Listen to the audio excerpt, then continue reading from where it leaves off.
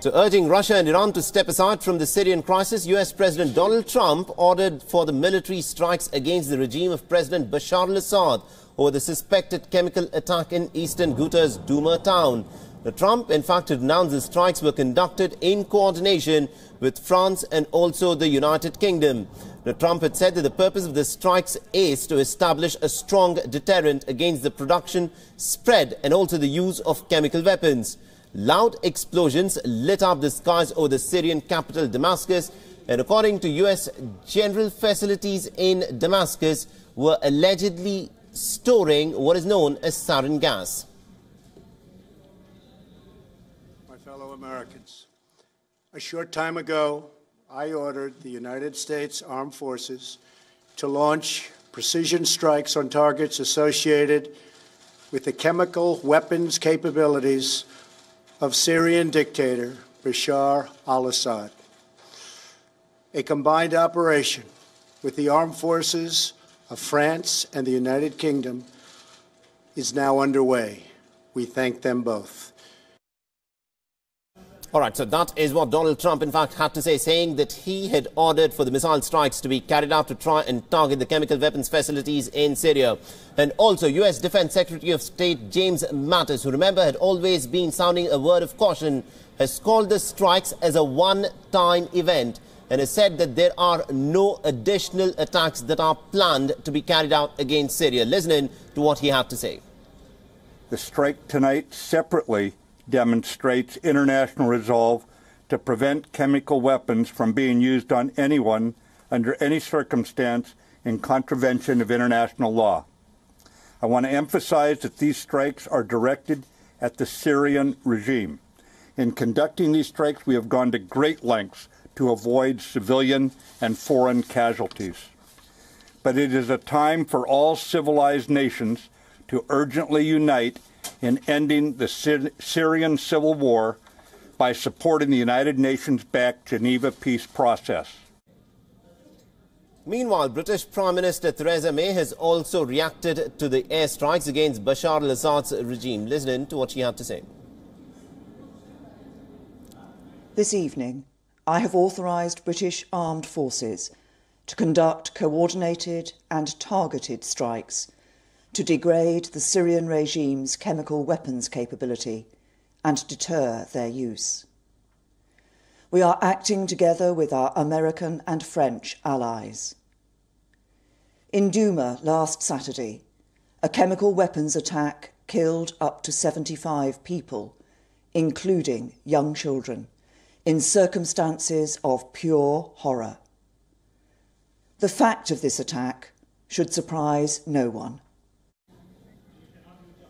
All right, so that was Theresa May there stating that Britain had in fact backed the American airstrikes. Now, these are visuals that have just come in of the airstrikes that took place. Now, according to the Syrians, they have claimed that over 30 missiles were struck. However, the Russians say that the figure that they detected was well over 100 Tomahawk cruise missiles, which were fired by the Americans in carrying out these airstrikes. Now, this is a particular missile strike that has been captured through the night vision camera is what has been reported. Now, these missile strikes were, of course, expected in the immediate aftermath of the chemical attack, the alleged chemical attack that had taken place in Douma in eastern Ghouta. The United States had, in fact, come forth and said Donald Trump had stuck his neck out and said that he will retaliate for what he said was definitely not acceptable. And also for more on this, we are joined in by Mr. Wael Awad, who is a Middle East expert who's joining us from Madrid today. Mr. Awad, this was something that was expected. The United States had made it quite clear that they would retaliate for the alleged use of chemical weapons attack in Douma, and now they've gone ahead and done this. How do you view this development, sir? Well, I don't think it is a retaliation against Douma. It has been a policy of the United States and its ally in the region to topple the Syrian regime by all forces. It was a regime change policy 7 years ago. They started the war in Syria. They tried with their proxies in the ground. They tried with the support of the Saudis and the Qataris.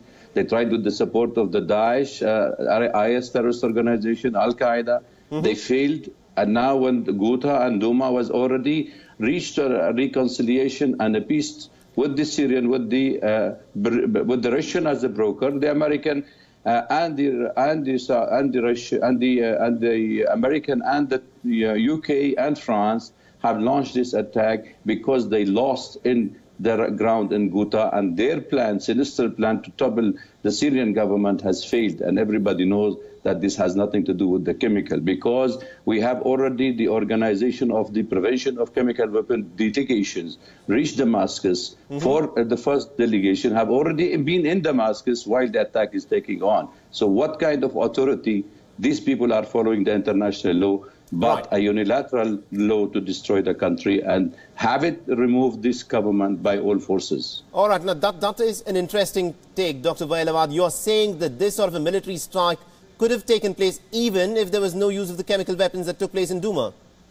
Absolutely, because we know that even the Russians have said that the UK government was behind, the MI6 were behind, the group of the white helmet on the ground, whom they were pushing them, and even the cable have been saying that you create some kind of a false flag, so we have a reason to attack the Syrian government. You're suggesting that there was a conspiracy, that it was the agents of the US and UK who had gone ahead and used this chemical attack just to provide a premise for the US to carry out this missile strike? It has always been there. It's not a conspiracy. They have always been stating themselves that this government has to go. Even the American administration said that this government has to go. Even the Qatari former prime minister have already stated that we were instructed by the US and the West to remove this regime, and we were paying $137 billion. If countries like Saudi and the Qatari is paying more than $700 billion on a country to destroy, do you think that's a conspiracy, or there is already a plan put on the ground to destroy this country and destabilize the region? All right, interesting take there. Do continue to stay on with us, Dr. Vailawad. Meanwhile, France has also hit out at the Syrian regime, blaming Bashar al-Assad for breaking international law. Now, the French foreign minister has said, and I quote, "These different means fired cruise missiles at the chosen targets in close coordination with our British and American partners. We're not seeking confrontation, and we refuse any possibility of military escalation. We're ensured that the Russians were warned beforehand." So this is the statement that's in fact been put out by the French foreign minister, stating, "We're not looking for escalation. This is something that has been done to try and curb Syria's ability to use chemical weapons. We do not seek confrontation." That is what the French foreign minister in his statement has in fact put out. And if I can come back to you, Dr. Vailawad, this is something which even the Americans have said, where James Mattis, the Secretary of Defense for the United States, he's come out and said that, look, it is a one-off attack. Is that what was sought, or do you think that there is much more in terms of the US strategy that is playing out presently in Syria? Well, if you follow the development in the United States, you will realize that this president who is about to be removed, and you have full of trouble surrounding him and his administration, is trying to take this strike on Syria as an excuse, maybe to raise his popularity. Right. But the American recognize that this gentleman, he has to go, and there he have enough trouble. The attack on Syria definitely has nothing to do with the chemical. I restated this to you, and to many times we have been saying that the American plan was put on the table. Priority for George W. Bush was to remove Syrian regime after the invasion of Iraq. And this is the same policy has been followed by Obama and now with the Trump. So it's a policy stated government by the deep state of the United States. Fair enough. And also, Russia has vowed retaliation. Do you see any sort of action that will be taken by the Russians in the near future? I think what we know from this attack is two lessons. The first lesson is that there is no end for the war on Syria. A. B, there is a regional involvement now with bringing the West into the fighting with the Syrians on the open, like the UK and France now attacking this aggression used by the Israelis' intelligent input, where to attack and which places to take place, and avoid the Russian, the system of detecting those missiles.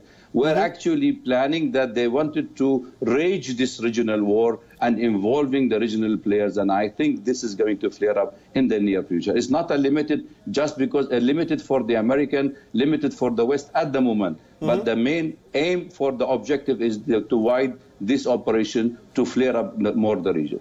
All right, you insist that this is to flare up the war in the region. And also, Dr. Vailawad, it's interesting when the Americans and also the French say that they had let Russia know about the missile strike so that the Russians could in fact, immediately remove their military personnel from those areas which would be struck with these missile strikes. Do you think this is some sort of a match fixing that has taken place between the powers to try and target only Syria?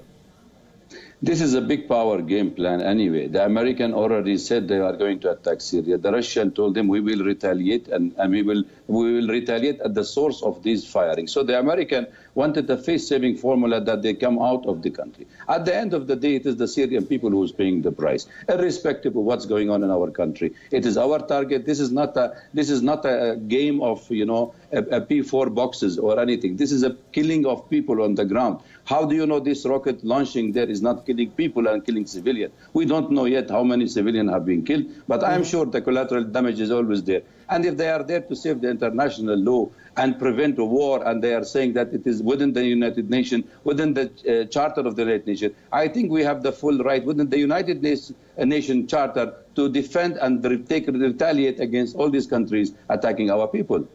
That's an interesting point that you've taken, that irrespective of what these nations are in fact claiming, the cost for it is in fact being paid by the people in Syria. Do continue to stay on with us, Dr. Vailavad. Meanwhile, French President Emmanuel Macron, in a statement, has said that France's red line has in fact been crossed after a suspected chemical attack in Douma. Now, Macron has said that the airstrikes were limited to Syria's abilities to produce chemical weapons. Now, the French presidency has also tweeted a video showing what it said were the Rafale fighter jets taking off from launching attacks in Syria. Now, it was not immediately clear whether the jets were taking off from an aircraft carrier or a military airbase.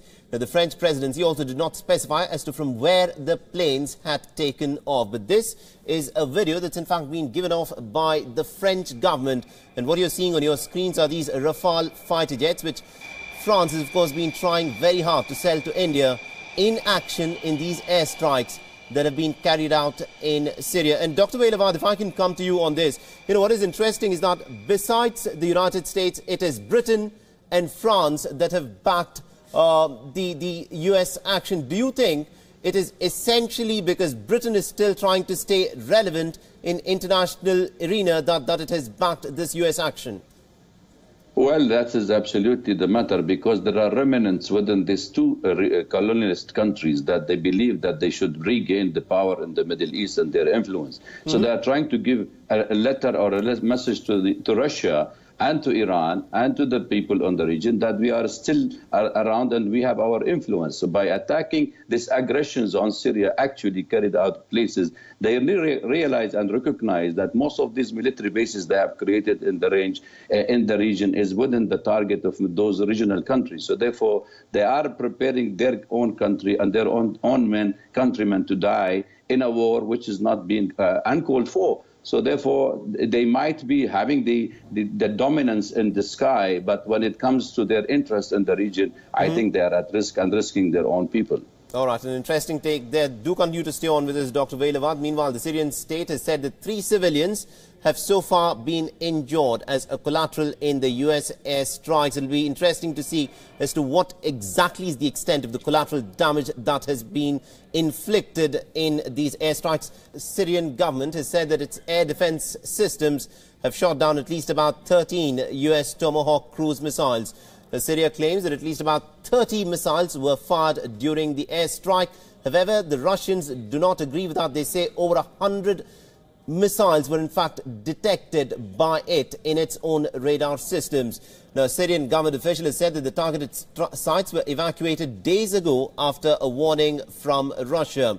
Now, the official has said that 30 missiles were fired in the attack and a third of them were at least intercepted by the Syrian air defense missile system. Meanwhile, hundreds of Syrians also took to the streets in Damascus this morning, condemning the US airstrikes on the Syrian facilities. Now, the United States had on late Friday launched about 30 Tomahawk cruise missiles at various Syrian research and scientific facilities in what the United States has said was a strong message to President Bashar al-Assad over a suspected chemical attack in eastern Ghouta's Douma. And also, we earlier spoke to former U.S. intelligence officer Glenn Carl from Boston on the Syrian airstrikes, and this is what he had to say.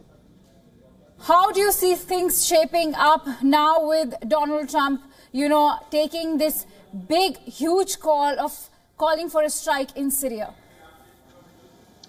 Well, there are so many things of importance and dramatic consequence happening in the United States political system now that this just adds to the overwhelming series of sensations and directions we all have to look in. I was listening to our colleague speak moments ago and agree with, I think, everything that I heard him say. Until we know where the strikes are and who has been killed or hurt, it's that much harder to predict what response the Russians or the Iranians will make. I would anticipate that, as the gentleman said, the United States will have communicated with Russia just before the attacks so that their personnel might have the opportunity to avoid harm. I think we're striking at the Syrian regime and not the Russians. We might have done the same with the Iranians, although the United States would be less concerned about causing some harm to the Iranians in Syria. And I think what might happen in consequence is most countries are quite astute about daring to challenge in a direct way American military might. And rather than do that, which is a guarantee of destruction, you strike indirectly with an asymmetrical response, which could be intelligence operations against U.S. interests in different places. Mr. Glenn, that also brings me to my next question. How do you see the role of, like, say, a cyber attack? Like, do you foresee a cyber attack coming in? I don't know that I predict it, but I think it's very plausible. Yes, they're hard to anticipate what it will be and where to respond. It is an indirect means of responding, which is probably wise if you are Iranian or any opponent of the United States. The Iranians have done this. We know the Russians have done this against the United States. So I think something like that is quite possible, yes. On the ground in Syria, there might well be asymmetric responses that are hard to tag to Iranian or Syrian forces. But it's very early. We just have a report now moments ago of explosions in and around Damascus, but what does that mean? We don't know yet. Right, right. And where do you see Syria's more immediate neighbors like the Saudi Arabia or, say, an Israel? Well, every country is happy for the United States to carry its water, and I think they will welcome a deeper engagement by the United States in Syria, which is not necessarily at all in the U.S. interest, but to the extent that the United States is opposing Iran, Iran's influence in Syria, then Israel and the Saudi Arabia will applaud and support it, sure. All right. I would also request you to actually analyze the entire global scenario, because here, we are standing at a very crucial juncture where, you also have the Houthis attacking Riyadh, which, Saudi Arabia is claiming that are backed by Iran. So how do you see the global scenario at the moment, Yeah, well, the Saudis have been quite successful in the last year and a half in convincing Donald Trump to align U.S. policy more fully with the Saudi interests, which means that we have walked away from President Obama's historic shift in U.S. policy in the Middle East, which was rather than siding with the Sunnis, which means Saudi Arabia fundamentally, against Iran, we were trying to play a more neutral or balanced role. The Iranian nuclear deal was part of that, and an historic decision. In walking back from that, or at least having the Saudis successfully convince Trump that our interests lie with Saudi Arabia more, we are now once again taking sides. It's not clear to me at all that the historic U.S. position, which is pro-Sunni, going forward in the coming to the middle of the 21st century is necessarily in the U.S. interest. But that seems to be what's now happening. With the Houthis, the U.S. has supported the Saudis. It seems to have been a rash and so far unsuccessful act, which has polarized what was a civil war, certainly, and now made it part of the proxy fights between Sunni and Shia, U.S. indirectly, and the Iranians. It's polarized the situation. All right, so that was my colleague Akansha Swaroop in conversation with Glenn Carl, who's a former CIA officer. And also, meanwhile, I have got Dr. Wael Awad with me, who's joined us from Madrid. Now, Dr. Awad, you know, in the immediate aftermath of these strikes by the United States, Russia has vowed for retaliation.